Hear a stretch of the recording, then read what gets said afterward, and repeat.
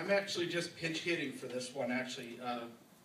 When Greg closed this deal, it was, he had a different sales manager, but just a quick thing about Greg. Greg's, I mean, he's been here for, I actually hired a guy and somebody stole him, took him from my team. So, I mean, he has an excellent grip on the sales process, so I'm going to let him do it from start to finish because I really Kevin's up here for eye candy, obviously. Jeff, thanks for putting me after Quick Trip. That was awesome. So yeah, they asked me to talk a little bit about WD. It was a cool deal and a fun one to work. So I'll try to blast through these slides. I know we've been in PowerPoint land for a day and a half now. WD Larson is headquartered out of St. Louis Park, Minnesota. They have a footprint in 5 states from North Dakota to Ohio, 17 locations total. And they're the type of customer we want to work with. They're in good financial standing and are planning to add 3 or 4 sites per year. So that's always cool, for especially now that we're hanging on to our customers as SAEs. Majority of their spend was with MPLS, with AT&T, so that was their primary source of voice and data transport. They were using a lot of long distance to connect between their remote sites and the corporate locations, so that was a lot of their spend went to that as well. You know, the gals from the bank that were up a little bit earlier, that what they were saying kind of resonated with me as far as what their thoughts were about AT&T. I mean, it echoed what WD Larson was telling me, that they weren't really able to get their answers or their questions answered in a good time frame. They didn't have a local resource or anything like that. So that was a big thing that we were able to add to the puzzle. So they're the type of organization that wants things as simple as possible and have everything in as few buckets, and our network fit well within their footprint. So.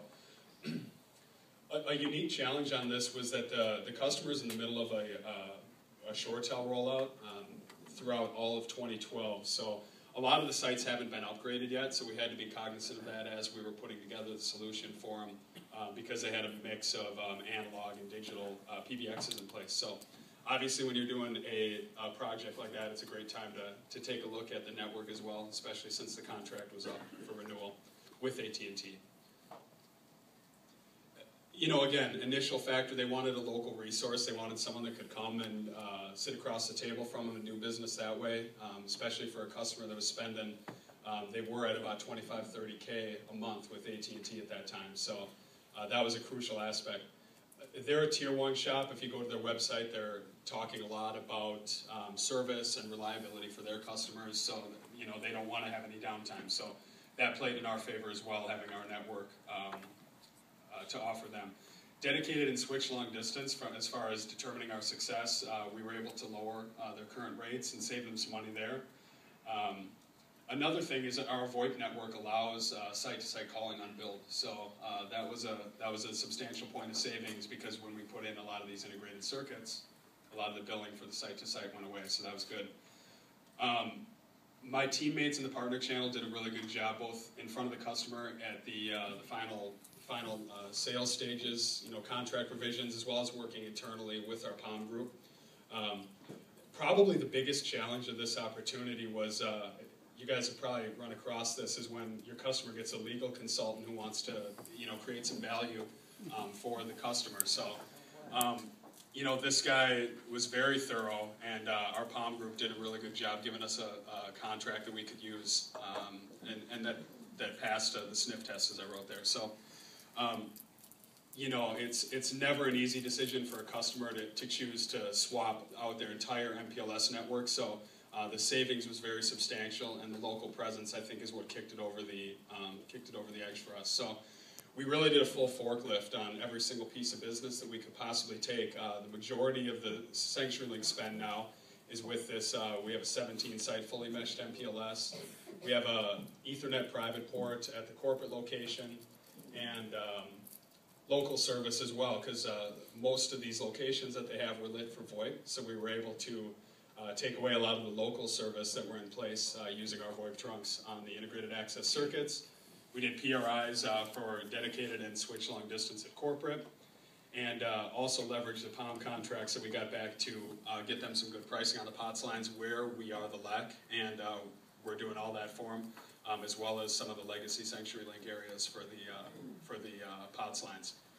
So at the end of the day, they're actually going to bill over $17,000 a month, and even if they don't add any other sites, that's over $600,000 over the 3-year term. So it was a nice win for CenturyLink. Thank you. Everyone likes some money. Brent, my business partner in his back office, did a really good job through this whole process. Greg Birch is a channel manager. I don't believe he's here, but he really helped out, like I said, with the POM contracts and with those final closing meetings with the customer.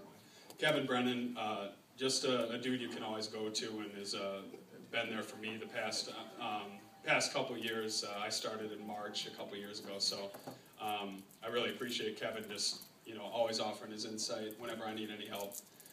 Mike Fredrickson, obviously in the solution design played an integral role, and we wouldn't be anywhere without our engineers.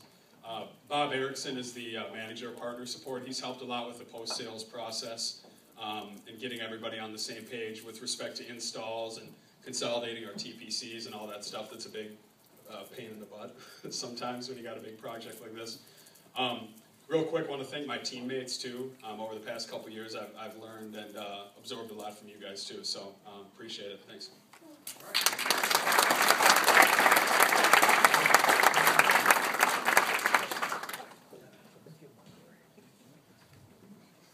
Thank you, Greg. Excellent win there as well. And you know what?